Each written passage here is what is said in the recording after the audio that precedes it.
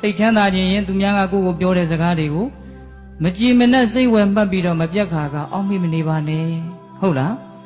အေးသူတစ်ပါးဘာတွေလုံနေတယ်ဘာတွေလုံမနေဘူးလို့အဲ့ဒါကိုအလုတ်တစ်ခုလို့သဘောထားပြီးတော့စဉ်းစားမနေပါနဲ့တဲ့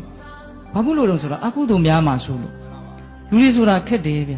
သူများမကောင်းတာလုံနေပြီဆိုတော့လေကြည်စမ်းလူယုံမာတွေမကောင်းတာလုံနေတာစိတ်ထဲမှာဘာဖြစ်တယ်အကုသိုလ်တွေဖြစ်တယ်သူများကောင်းတာလုံနေတော့ခေါ်တဲ့လကားပါကွာဒီယုံမြင်လို့ဒီချုံထွင်တာပါထောင်မြင်လို့ရာစွန့်တာပါစိတ်ကောင်းနှလုံးကောင်းနဲ့လုံနေတာမဟုတ်ပါဘူးလို့ဟောကိုမုန်းတယ်ဆိုလို့ရှိရင်ကောင်းတာလုံနေတာကိုတောင်မှစိတ်ထဲမှာအကုသိုလ်မဖြစ်ဘူးလားအေးသူများကြောင့်စဉ်းစားရတာသိပ်ပြီးတော့အမျက်မရှိဘူး